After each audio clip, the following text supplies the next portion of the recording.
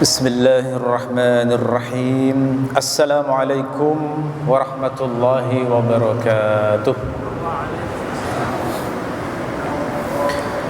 Alhamdulillahi rabbil alamin.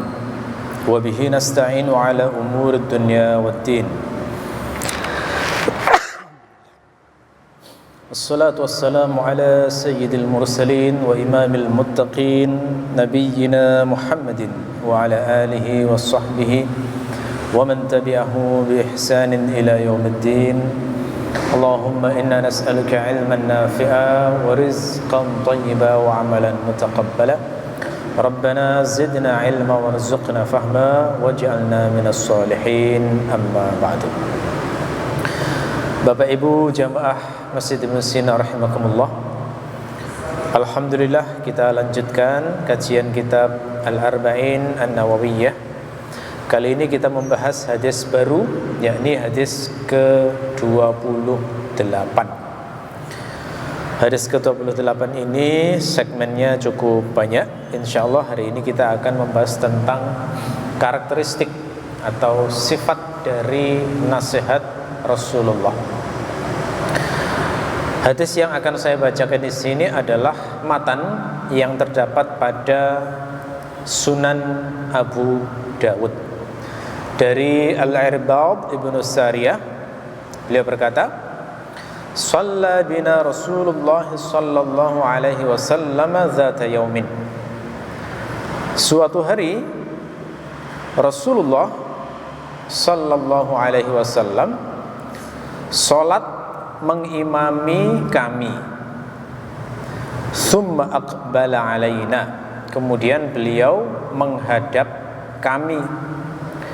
Fawa'adhana mau'izatan balighah, maka beliau memberi nasihat dengan sebuah nasihat yang sangat mengena.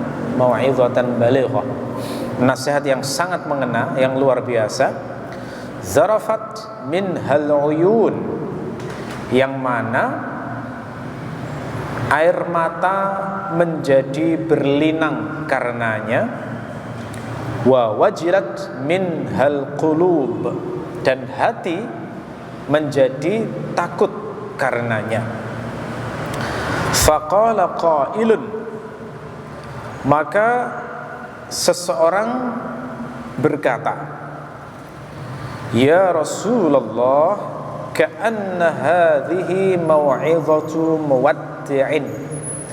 Wahai Rasulullah,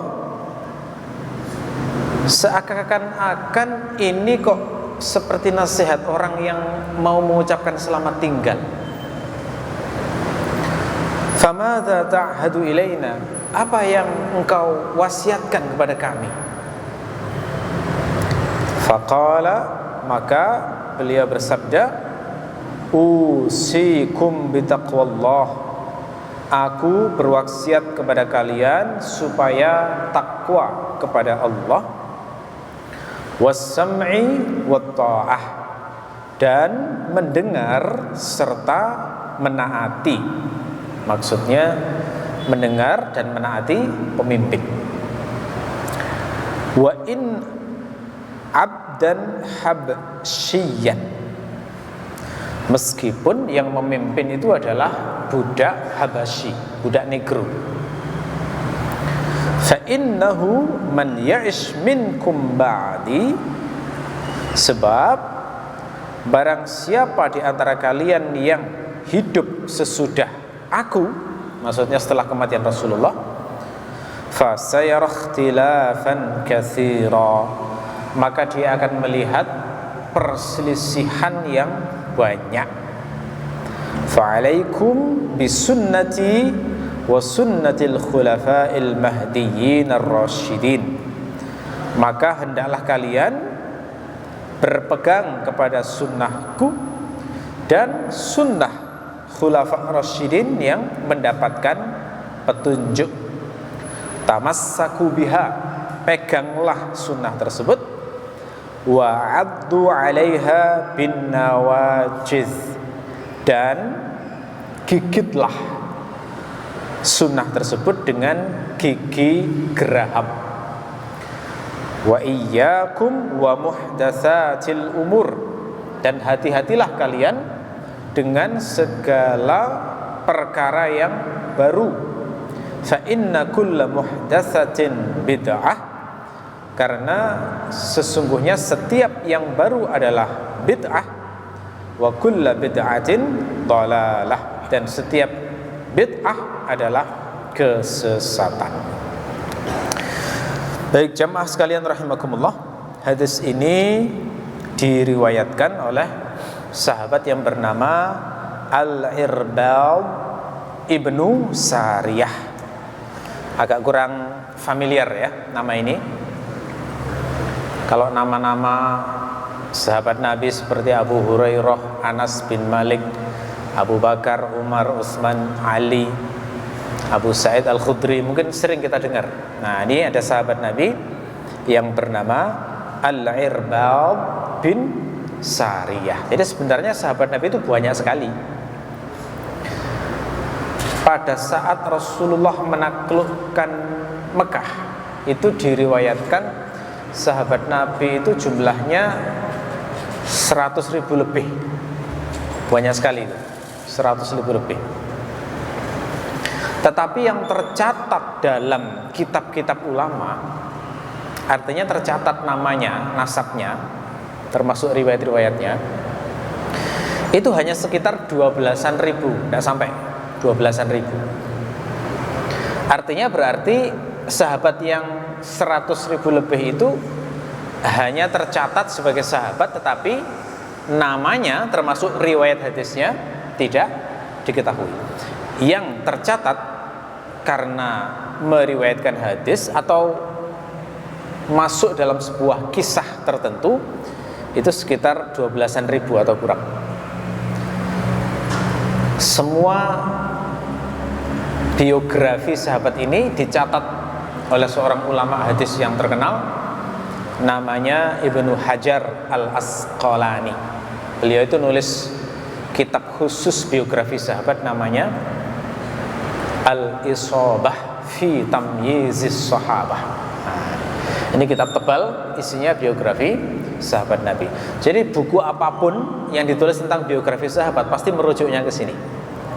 Buku apapun pasti merujuknya ke sini. Hanya saja bedanya kalau ada buku yang membahas biografi sahabat tertentu, misalnya biografi Abu Bakar atau Umar atau Ali atau Khadijah atau Aisyah, maka itu pasti ditambahi narasi yang sifatnya menafsirkan. Kalau Al-Isabah itu riwayat saja, full riwayat. Jadi bahan mentahnya, informasi primernya sahabat Nabi itu di kitab ini, Al-Isabah fi Tamyizis Sahabah. Tapi kalau untuk kepentingan mengambil ibrah nasihat itu biasanya dikasih narasi untuk biar orang itu lebih hanyut, biar orang itu bisa lebih menghayati, dihubungkan dengan zaman sekarang dan lain sebagainya, gitu ya. Nah, di antara sahabat itu yang meriwayatkan hadis adalah ini Al-Irbad bin Sariyah. Irbad itu ain, ra, ir, terus ba, alif, Irbad pakai dot, Irbad ya. Al-Irbad bin Sariyah. Ini termasuk sahabat junior istilahnya, sigharus sahabah istilahnya. Jadi sahabat itu dari sisi usia bisa dibagi menjadi dua, sahabat senior dan sahabat junior. Sahabat senior itu istilahnya kibarus sahabah.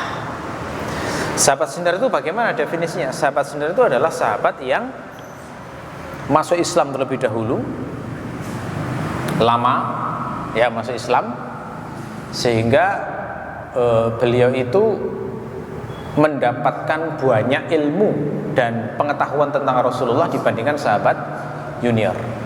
Termasuk sahabat senior adalah Khulafa Rasyidin. Itu semuanya sahabat senior karena mereka masuk Islam di awal-awal. Sedangkan yang sighar itu misalnya seperti Ibnu Abbas. Ibnu Abbas itu sahabat Nabi, tapi termasuk sighar, sahabat yang junior karena beliau itu hidup di zaman Nabi masih kecil. Sehingga dapat ilmunya itu bukan langsung dari Nabi kebanyakan, tapi dari sahabat yang ketemu Nabi. Makanya ada riwayat Ibnu Abbas itu kadang itu sampai menunggu di pintu rumah-rumah sahabat. Demi apa? Demi untuk bertanya hadis tertentu dari Rasulullah. Jadi walaupun Ibnu Abbas sebenarnya beliau itu saat lahir itu Rasulullah masih hidup, tetapi beliau masih kecil saat itu, sehingga tidak mendapatkan banyak hadis dan riwayat dari Rasulullah. Yang semacam ini dinamakan Sigharus Sahabah, sahabat junior. Nah, termasuk ini Al-Irbad bin Sariyah. Beliau juga termasuk sahabat penghuni Ahlus Sufah. Ahlus Sufah itu siapa? Ahlus Sufah itu adalah orang-orang yang masuk Islam kemudian ingin belajar kepada Rasulullah di Madinah, tapi bukan penduduk asli situ dan tidak punya kerabat di Madinah. Akhirnya oleh Rasulullah ditampung, disuruh tinggal di masjid. Ceritanya begitu. Nah, kalau orang yang punya kerabat kan enak nginepnya di rumah kerabatnya. Nah, ini nggak punya kerabat, jadi datang ke Madinah itu bener-bener niatnya adalah untuk belajar Islam. Jadi istilahnya Ahlus Sufah ini kayak nyantri gitu ya, tapi nggak punya kerabat di Madinah itu. Nah, karena kondisi mereka seperti ini, mereka itu Ahlus Sufah itu dikenal sebagai orang-orang yang fakir. Ya, nggak punya rumah itu kan salah satu ciri fakir ya. Sehingga ditampung di masjid. Pekerjaannya apa? Pekerjaannya kalau sekarang istilahnya serabutan. Jadi apapun yang ada dikerjakan. Ahlus Sufah ini makanya sering lapar, sering kelaparan. Ya. Di antara sahabat Nabi yang terkenal sebagai Ahlus Sufah itu adalah Abu Hurairah. Nah, itu juga termasuk tinggal di masjid itu. Mereka itu biasa tinggal di masjid, lalu kemudian kelaparan. Saking laparnya itu sampai kejang-kejang kadang. Ya. Abu Hurairah itu pernah ngaku pas lapar itu di masjid sampai kejang-kejang, sampai diinjak lehernya oleh sahabat yang lain karena dikira orang gila masuk masjid. Padahal kejang-kejangannya karena lapar. Itu ada yang sampai seperti itu ya. Abu Hurairah. Nah, termasuk di antara mereka adalah ini Al-Irbad bin Sariyah. Adapun amalnya Al-Irbad bin Sariyah ini banyak sekali. Tapi yang terkenal, beliau ini dikenal sebagai penjaga pintu Rasulullah. Nah, ini jadi semacam pengawal tapi sukarela, gitu istilahnya ya, menjaga pintunya Rasulullah. Jadi kalau ada orang yang mau menghadap Rasulullah ditahan dulu, lalu kemudian ditanya dulu keperluannya apa, baru kemudian dilaporkan kepada Rasulullah. Ini salah satunya adalah Al-Irbad bin Sariyah. Jadi menjaga pintu Rasulullah baik saat mukim maupun safar. Nah, adapun riwayat yang terkenal terkait Irbad itu adalah diantaranya kisah mukjizat Rasulullah memperbanyak kurma saat perang Tabuk. Nah, jadi mukjizat Nabi itu sebenarnya banyak sekali. Tapi mukjizat yang paling besar adalah Al-Quran. Yang bertahan sampai sekarang maksudnya itu adalah Al-Quran. Nah, tetapi mukjizat Nabi tidak terbatas pada Al-Quran saja. Ada mukjizat-mukjizat lain yang disaksikan orang-orang yang hidup di zaman Nabi. Salah satunya adalah memperbanyak makanan. Ya. Nah, ini gimana ceritanya? Nah, diceritakan oleh Al-Irbad sebagaimana tercantum dalam kitab Dalailun Nubuwah karya Abu Nuaim Al-Asbahani. Jadi ringkasnya, suatu saat Irbad ini menjaga pintunya Rasulullah di kemah di perang Tabuk. Perang Tabuk itu apa? Perang Tabuk itu adalah perang yang terjadi antara Rasulullah, antara kaum muslimin yang dipimpin Rasulullah dengan pasukan Romawi di sebuah tempat namanya Tabuk. Tapi itu peperangan yang nggak sampai terjadi, nggak sampai ada konflik senjata. Kenapa? Karena tentara Romawinya mundur, memilih nggak berperang. Ini menimbulkan kehebohan dahsyat di zaman itu. Hebohnya kenapa? Romawi itu kan kerajaan adidaya di zaman itu, kerajaan besar, kekaisaran besar itu. Kok bisa ada satu pasukan muncul dari orang Arab yang menantang bertempur tapi malah lari gitu loh. Itu menimbulkan kehebohan. Makanya misalnya kayak mungkin ada sekarang pasukan Amerika yang sangat canggih, tentaranya banyak, lalu kemudian ketika didatangi oleh pasukan dari Papua misalnya, terus lari misalnya, kira-kira citranya kayak begitu. Karena Arab itu dikenal sebagai bangsa yang ummi, tidak bisa baca dan menulis, dianggap sebagai bangsa yang bodoh, tidak berperadaban, pokoknya nggak dianggap lah, miskin dan lain sebagainya. Tetapi ketika membawa pasukan ditakuti oleh pasukan Romawi, sehingga waktu itu menimbulkan kehebohan yang luar biasa di seluruh dunia waktu itu. Kok bisa pasukan Romawi lari ketika didatangi oleh pasukan Muslim? Nah, karena kehebohan ini, maka Nabi Muhammad itu menjadi pembicaraan di seluruh kabilah-kabilah Arab di Jazirah Arab. Pembicaraan mereka kira-kira begini, ini kok bisa Muhammad ini ditakuti oleh bangsa Ajam yang kekuatannya sangat besar. Sementara mereka sudah mendengar ada desas-desus seorang laki-laki yang mengklaim sebagai nabi, mengaku sebagai nabi, yang memiliki pasukan dan diikuti pengikut. Cuma mereka mau percaya itu masih ragu-ragu. Begitu terjadi peristiwa Tabuk ini, maka mereka menjadi yakin, wah berarti benar dibantu Tuhan ini, gitu ya, dibantu oleh Allah, sehingga mereka akhirnya berduyun-duyun masuk Islam. Jadi tahun itulah dinamakan dengan Sanatul Wufud, tahun delegasi, di mana kabilah-kabilah Arab di seluruh Jazirah Arab itu datang ke Madinah untuk menyatakan masuk Islam setelah peristiwa perang Tabuk ini. Ya, nah perang Tabuk itu perang yang sangat berat. Kenapa? Karena perang ini terjadi, Rasulullah itu memimpin kira-kira 30 ribuan atau sahabat Nabi, tetapi waktu itu Madinah sedang mengalami paceklik.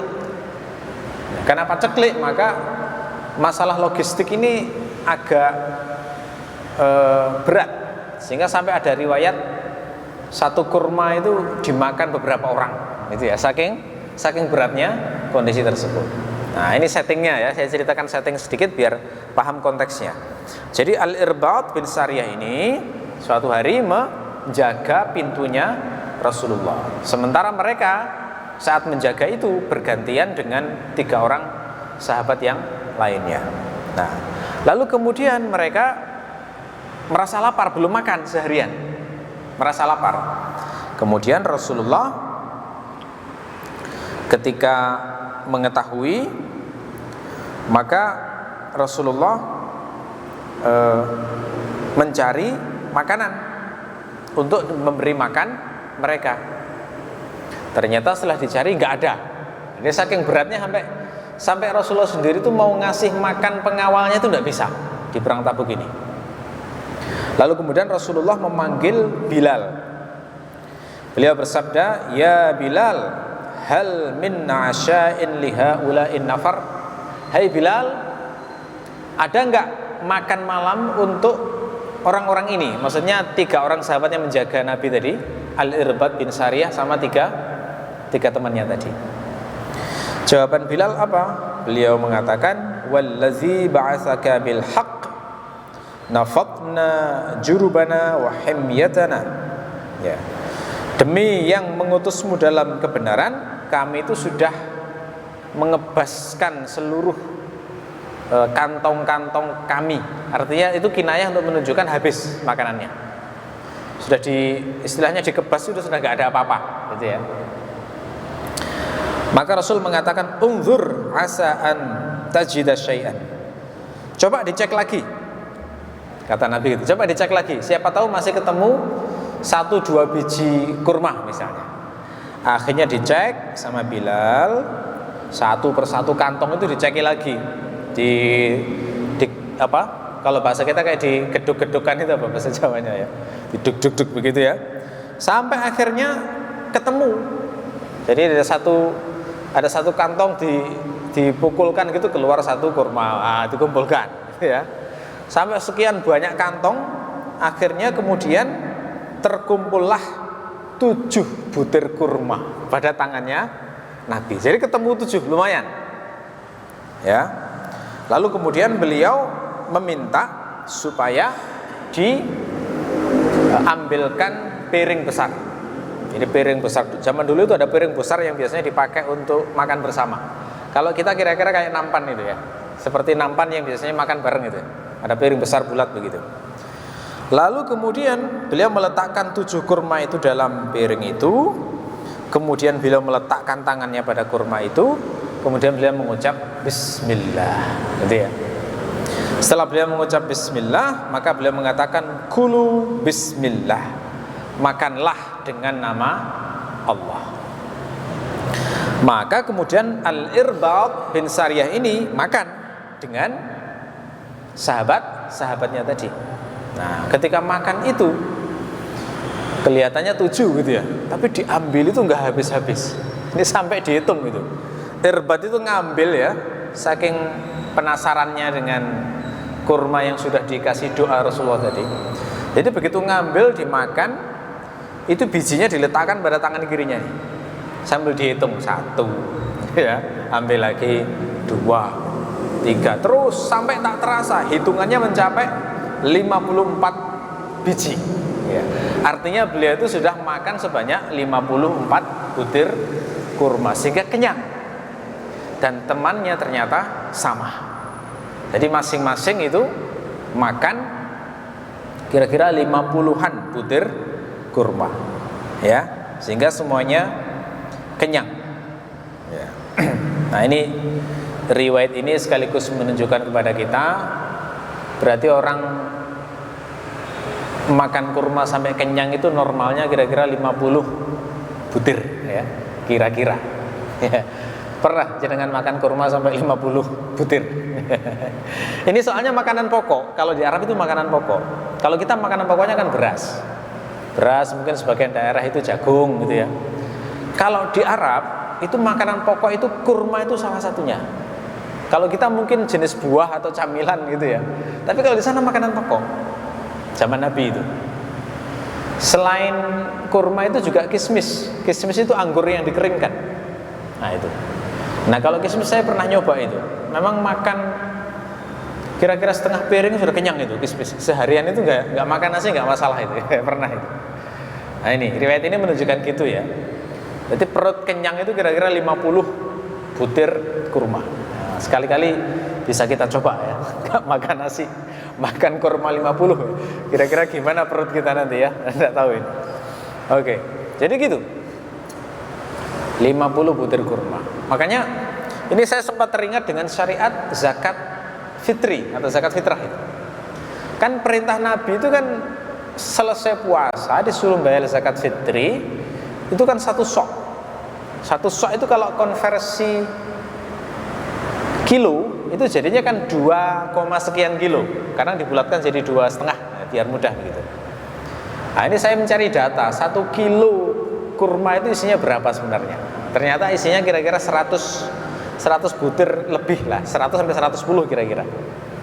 Berarti kalau 2 kilo kasarnya 2 kilo itu berarti 200 butir kira-kira begitu.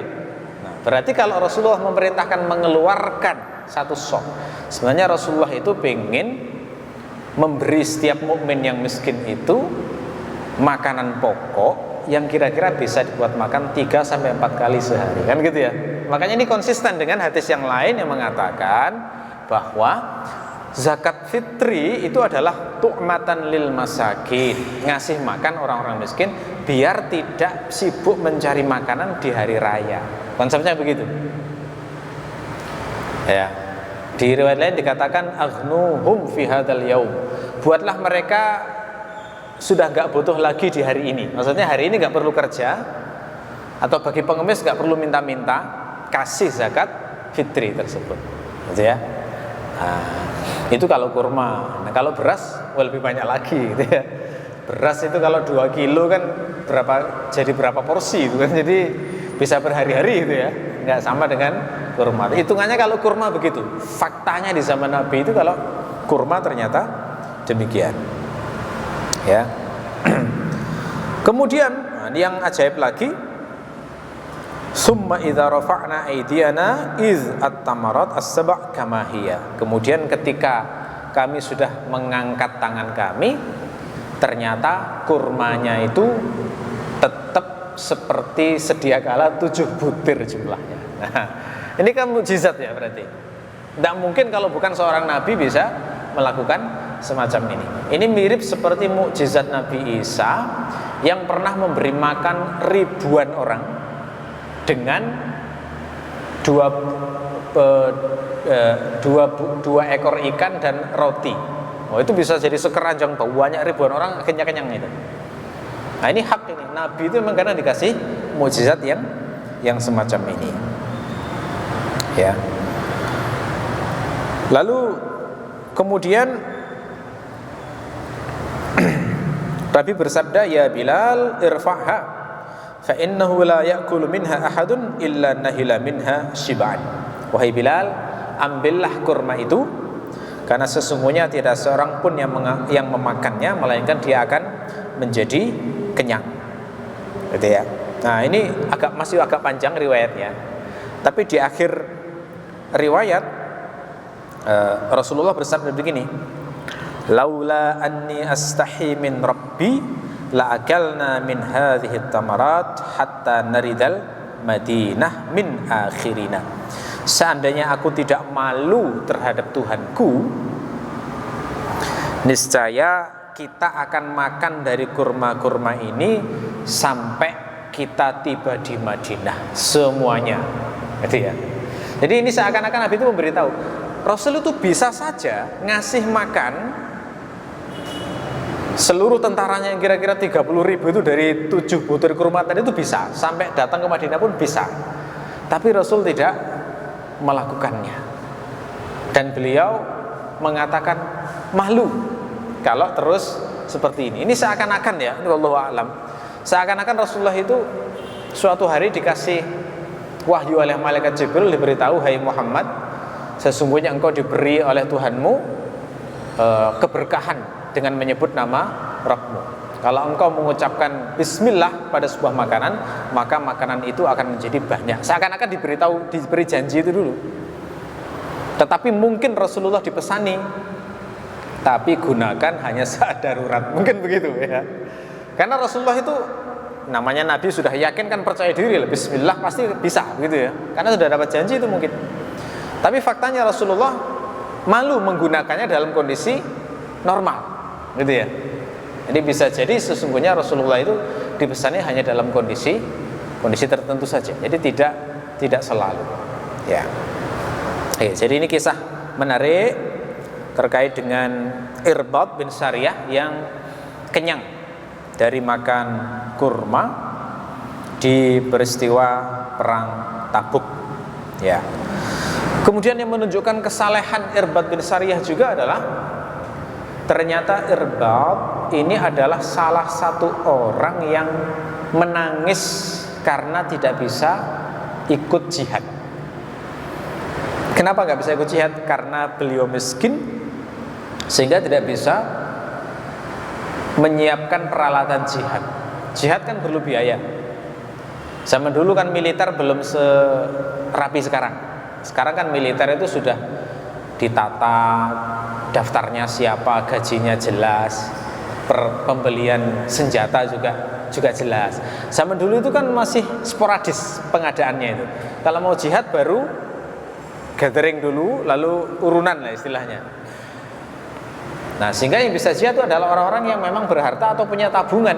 Yang miskin nggak bisa berjihad, karena jihad itu ya perlu menyiapkan kuda atau unta, perlu menyiapkan pedang, perlu menyiapkan tameng, sehingga itu jelas butuh biaya yang mungkin puluhan juta nilainya, bahkan ratusan, nggak tahu. Lalu kemudian Irbad bin Sariyah ini minta kepada Rasulullah, Rasulullah saya ini ingin ikut jihad tapi saya miskin, saya tidak bisa ikut jihad karena nggak punya peralatan. Jawaban Nabi adalah la ajidu ma ahmilukum alaihi, mohon maaf saya ini tidak punya sesuatu yang bisa membiayai kalian. Akhirnya mereka itu pulang dengan meneteskan air mata, sedih nggak bisa ikut jihad. Ini iman seperti apa ya kira-kira? Nggak ikut jihad malah sedih ya. Kalau level-level kita ini nggak jadi perang kan tambah hore gitu ya. Karena mau perang itu resikonya kan mati itu ya. Dan mati atau cacat permanen itu kan begitu resiko perang itu. Dan kalau mati nanti gimana itu? Istri kita dinikahi siapa itu kan gitu ya mikirnya. Ya. Harta-harta kita itu siapa yang nanti ngambil itu? Bisnis-bisnis kita gimana itu? Kan gitu pikiran panjang orang kalau mau jihad sama di ujiannya. Ya, tapi ini malah nangis. Artinya berarti cintanya pada Allah dan Rasulullah itu benar-benar teruji. Artinya sudah bukan dunia ini tujuan saya. Oke, saya punya dunia, tapi bukan tujuan saya. Kalau ada kesempatan saya ketemu Allah dalam keadaan diridhoi, kenapa nggak saya ambil? Ketika kesempatan itu ternyata nggak dibuka, aduh, gimana ini? Yang lain ada kesempatan, saya tidak. Oh, sedihnya itu begitu kira-kira. Dan makanya sampai turun ayat di surat At-Taubah ayat 92. Wala 'alal ladzina idza ma atauka litahmilahum qulta la ajidu ma ahmilukum 'alaihi tawallaw wa a'yunuhum tafidu minad dam'i hazanan an la yajidu ma yunfiqun. Yakni orang-orang yang ketika datang kepadamu hai Muhammad untuk meminta supaya bisa membawa mereka ke dalam jihad, lalu kamu mengatakan aku tidak memiliki sesuatu yang bisa membawa kalian, maka mereka pun berpaling dalam keadaan melelehkan air mata karena sedih tidak bisa menemukan sesuatu yang bisa untuk berjihad. Ini surat At-Taubah sampai turun itu. Berarti kan menunjukkan sahabat ini Al-Irbad bin Sariyah termasuk sahabat yang soleh, insyaallah. Ya. Nah, sahabat ini dikasih usia yang panjang. Wafatnya tahun 75 Hijriah. Itu panjang sekali berarti usianya. Sampai-sampai beliau itu berdoa supaya dipercepat bertemu dengan Allah, gitu ya. Karena sudah saking, kalau orang itu sudah rindu dengan Allah, merasa hidupnya itu sudah benar. Itu memang pikirannya memang ngapain saya lama-lama di sini, gitu ya. Nambahi susah, bisa jadi nambahi dosa. Makanya pikirannya adalah justru pengen segera bertemu dengan Allah, alias pengen segera meninggal dunia, gitu ya. Oke, baik. Nah, sekarang kita masuk ke riwayatnya. Ya, kata Irbad, "Shalla bina Rasulullah sallallahu alaihi wasallam." Suatu hari Rasulullah salat mengimami kami. Ini dalam riwayat yang lain dijelaskan konteksnya ini adalah salat subuh. Ya, jadi yang diceritakan Irbad di sini adalah salat subuh. Banyak sekali memang peristiwa-peristiwa menakjubkan yang dilaporkan sahabat setelah selesai sholat subuh. Summa aqbala alaina. Kemudian Rasulullah berbalik menghadap kami. Jadi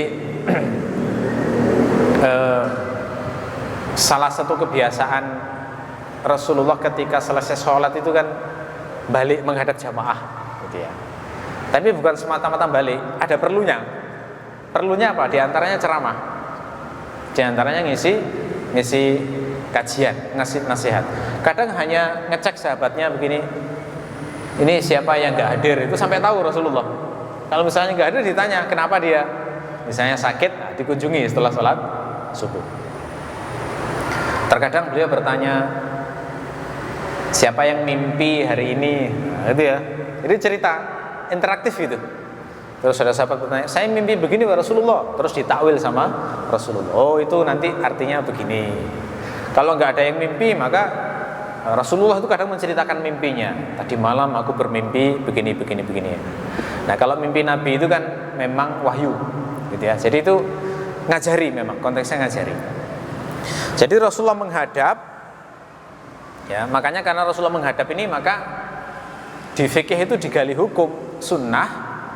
Seorang imam itu menghadap ke belakang jika ada perlu ke kanan atau ke kiri, tergantung keperluannya. Itu ya. Kalau tidak ada keperluan dan pengen menghadap, maka disunahkan ke kanan, arahnya ke arah kanan. Ya. Tapi ada sahabat Nabi yang tidak pernah menghadap ke belakang, namanya Utsman bin Affan. Jadi itu artinya bukan sesuatu yang harus, enggak. Jadi itu memang menghadap sebenarnya ada perlunya, ada satu keperluan. Sementara Rasulullah itu mengatakan, ikutilah sunnahku dan sunnah khulafaur rasyidin. Utsman bin Affan ini kan termasuk khulafaur rasyidin, dan perilakunya itu tidak diingkari sahabat. Artinya bukan perbuatan yang salah. Utsman itu juga yang memulai membuat azan 2 kali dalam sholat Jumat. Nah itu juga tidak disalahkan sahabat. Sehingga hari ini dipraktekkan di mazhab Syafi'i, orang-orang NU itu kebanyakan sholat Jumatnya mestinya azan 2 kali. Itu dari Utsman itu. Walaupun Asy-Syafi'i sendiri itu lebih suka di zaman Nabi yang cuma 1 kali, gitu ya.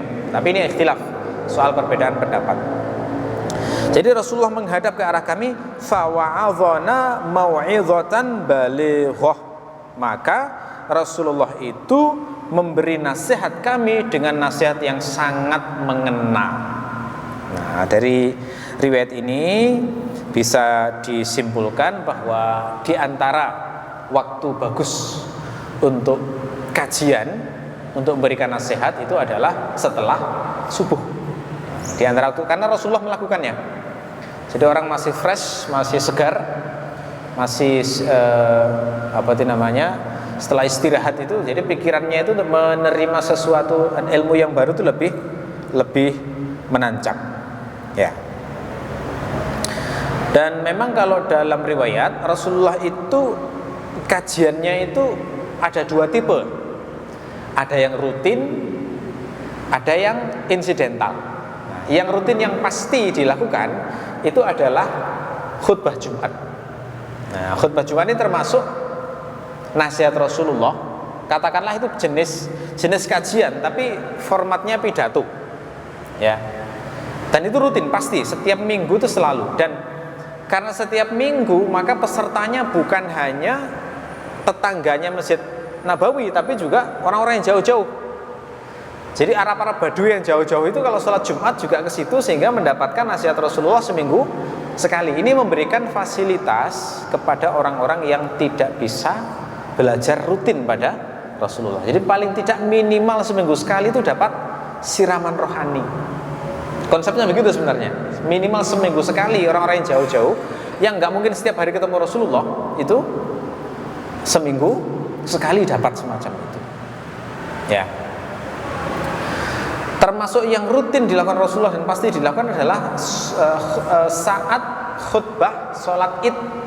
Nah, sholat id kan 2 kali, Idul Fitri dan Idul Adha. Nah ini jangkauannya lebih luas lagi.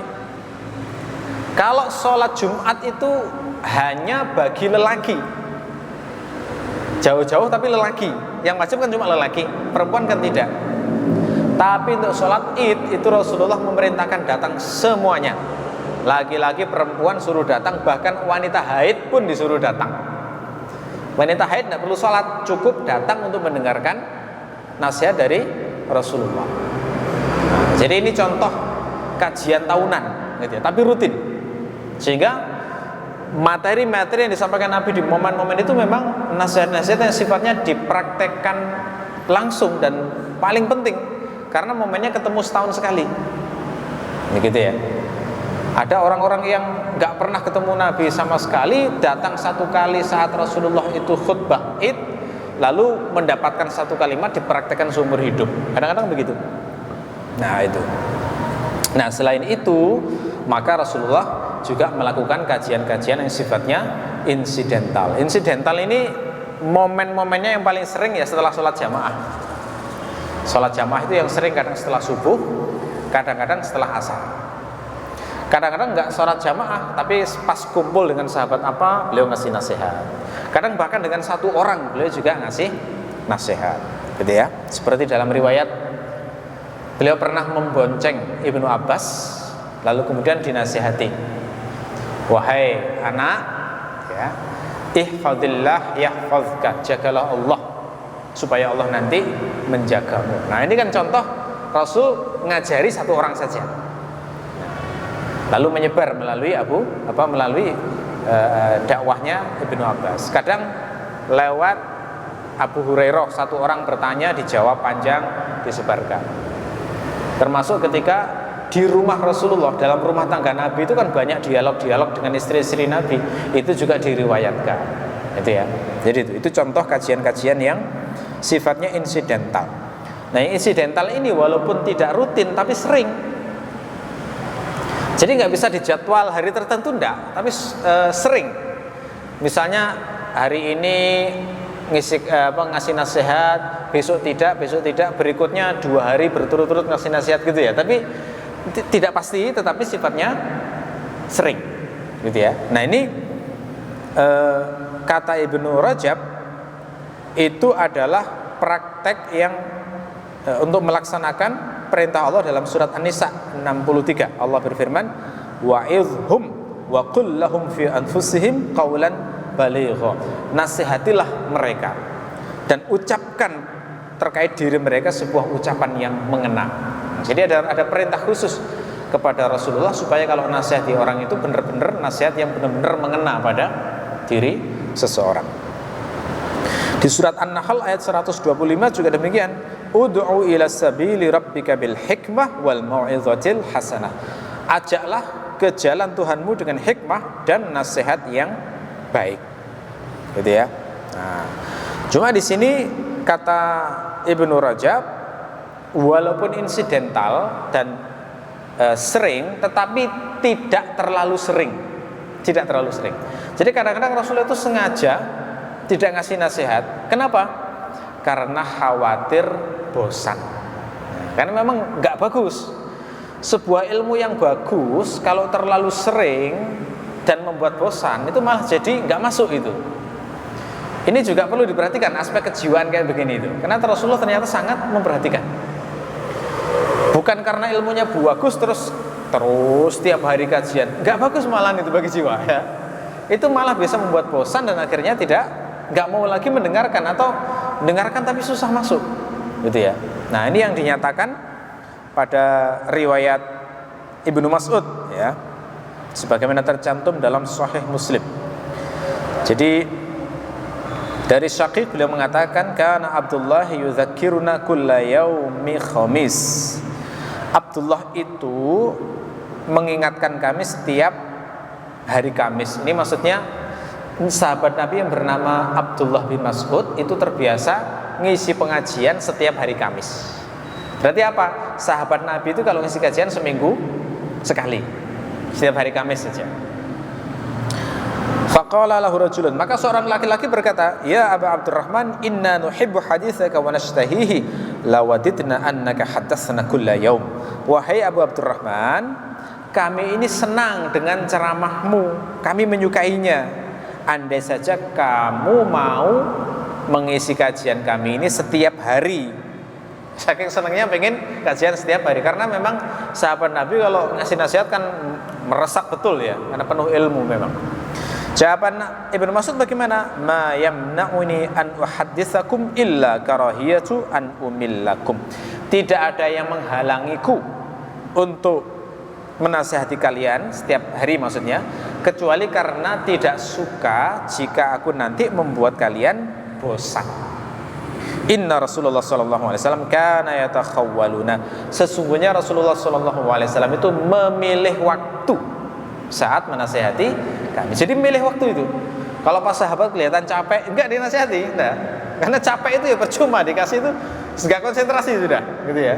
Jadi dilihat betul itu pas seger, pas antusias, pas itu baru masuk semua ilmu-ilmunya. Ya. Jadi ternyata dai pun memperhatikan aspek psikis ya. Psikologi juga perlu diperhatikan itu. Ya. Menasihati orang saat marah, pas enggak itu? Enggak mas, enggak pas. Marah dinasihati, sebagus apapun nasihat, itu tambah dia dimentahkan itu semua. Bukan nasihatnya yang salah, waktunya yang salah. Ya, karena makanya kalau pas marah itu memang yang diperlukan adalah ditenangkan dulu. Enggak usah dinasihati.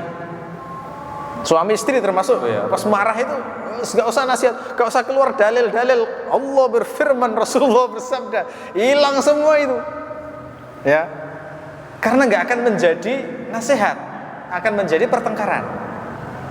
Ya, begitu. Pas anak misalnya juga gitu ya. Pas momen marah itu nggak pas. Marah, ya kemudian pas capek sekali, itu bukan saat yang tepat untuk dikasih nasihat. Itu ya. Orang terpukul secara luar biasa yang sampai level depresi, itu perlu diredakan dulu ketertekanannya itu sebelum dikasih nasihat.